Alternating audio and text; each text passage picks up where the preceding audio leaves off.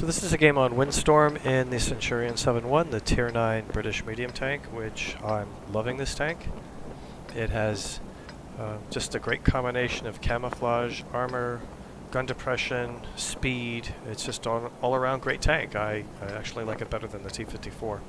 So here I'm looking at this 2-mark AMX CDC next to me, and he's a green player, which I use the 6-color scheme for Win 8 instead of the 10, so a green player is, well, he's got almost 1900 Win 8, and I'm thinking maybe I should see what he's going to do and see if I want to support him or run together. So my first thought was to go into the middle of this map, like over in this area here, but I decided to see if I can support him, if he's going to do anything meaningful. Now this turns out to be a great game, which is why I wanted to post it, and you know, there's a lot of good base defense going on at the end of the game, so wanted to show you that. Now here, you know, I considered going up with Real Hunter to that B4 corner there, but something I've learned to do is, first of all, there's a T-28, if you notice, coming up behind us, and he's not quite up to us yet. And so he can't support us, and you know, I'm going to have to play the role of tank destroyer support for the moment until we get some more help here. Because what I fear is that someone will come just rolling around the corner and YOLO you, and then you die, they die too, but it doesn't do much for you. And so Real Hunter starts taking some damage, and he's going to back off. And I'm going to go back to where, in a minute, where I wanted to go in the first place. I'm moving forward to get out of the line of fire from this Patriot. And I don't quite have the gun depression to get, you know, reasonably good shots on him, so I'm going to swing around back to the original area where I wanted to go, which was, again, over in this E5 middle area.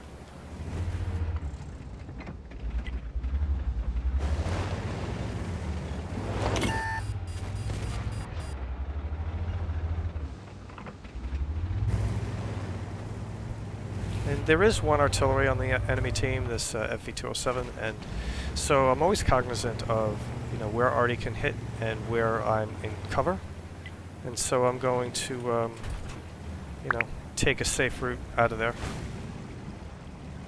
I mean, I have no doubt that eventually they're going to push the north over here, and I don't want to get overrun.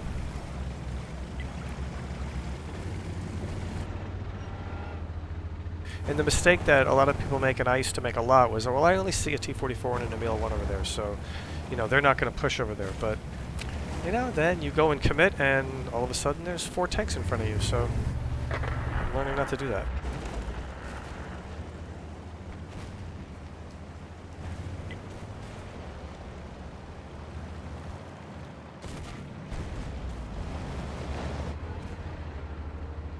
So as I'm biding my time here, I see that there's a 2-on-1 on this Defender, and I want to make it a 3-on-1. Defender's a difficult tank to deal with, and I really just want to get him out of the fight.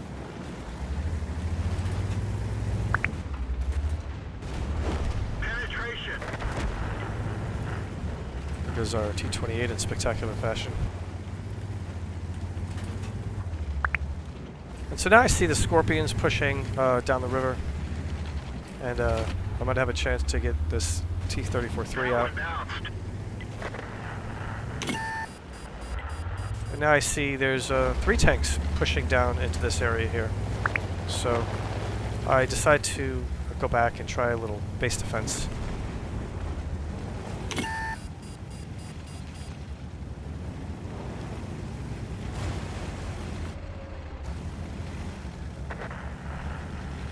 Now, one of the things that's great about the Centurion 7-1 is if you get it in a hold-down position and use your gun depression, the turret is very, very bouncy. And so you can bounce a lot of shots and stay relatively safe while dealing damage. So I missed that shot, and I take one from the Emil 1.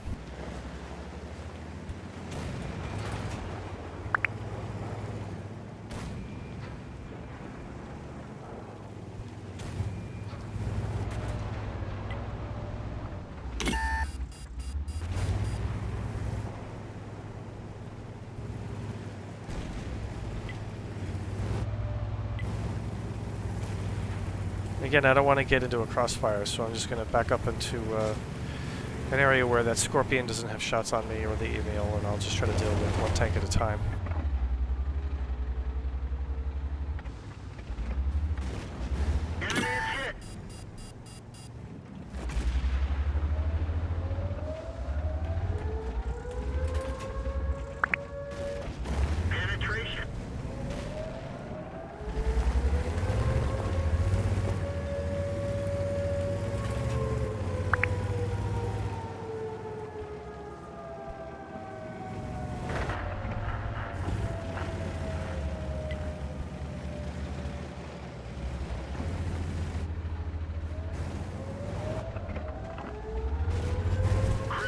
Now, unfortunately, in the replays, you can't see the clock, which is really unfortunate because I wind up resetting the cap with 0 seconds on the clock.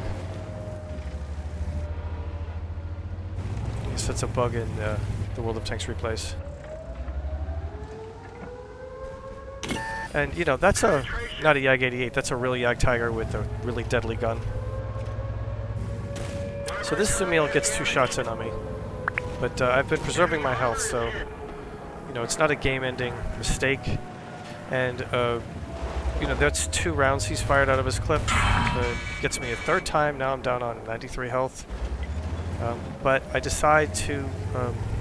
He has a gun elevation of 15 degrees, and I know I have to reset the cap, so I'm going to go up over him and try to take a shot at resetting the cap. And I'm not really sure if he can shoot me from that angle or not, but I really don't have a choice.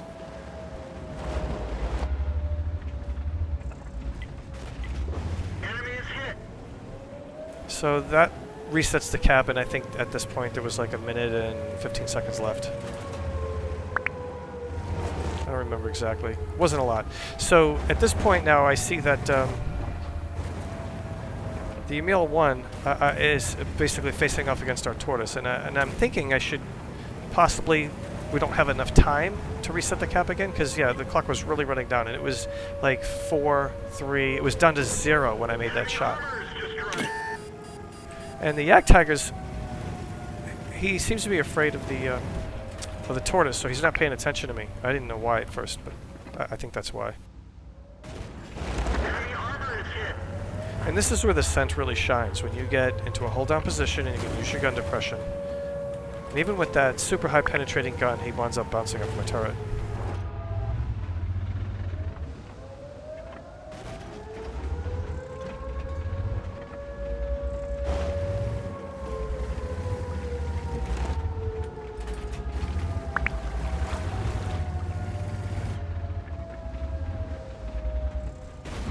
Boom. It bounces again.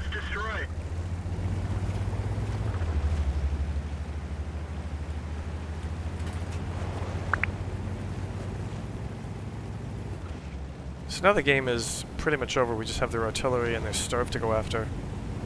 Someone in chat gives me a little bit of credit, telling me I did an excellent job.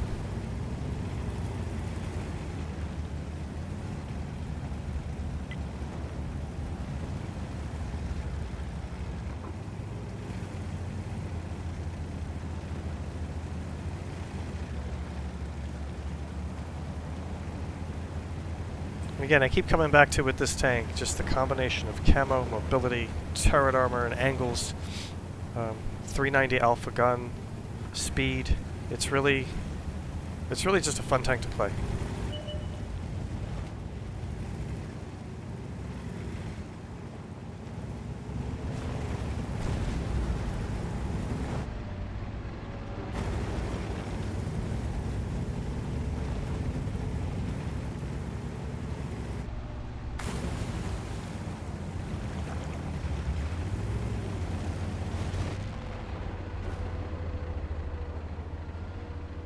Now it's just a matter of wrapping it up. So these are the end plates with a Mastery Second, a Defenders, and a Spartan. What are these medals? I don't even know. And looking at damage, there's 3k damage, 2 kills, 1,009 experience, and I still wound up making a profit because I really wasn't shooting any gold rounds. I mean, it's 262 base pen on the Cent 7.1, so that's another thing. You know, the T54 is a great tier 9 as well, but it only has 201 pen on its standard rounds, so the 268 really comes in handy. Overall, I found this to be a really great game. So here's the Cent 7.1 in the armor layout, and if you look at the lower plate is 116 millimeters, or it's really 76, but effective it's 115. But what I do when I'm breaking down a tank is I look at it in the the collision model, and when I look at it this way, using gun depression and getting a maximum angle on, so if this lower plate is hidden, now I have 260, even if I angle it here, 270 millimeters of effective armor. The turret becomes, and this is a very mobile tank, it's bouncing back and forth. That's an auto ricochet. There is like one space here where you have, you can get penetrated, but most shots, it's very hard to hit this little area here. A lot of shots wind up bouncing off of this, off of this, off of this. And so when you put the Cent in this position, you have a very good chance of, and especially if you're moving back and forth, of not taking damage.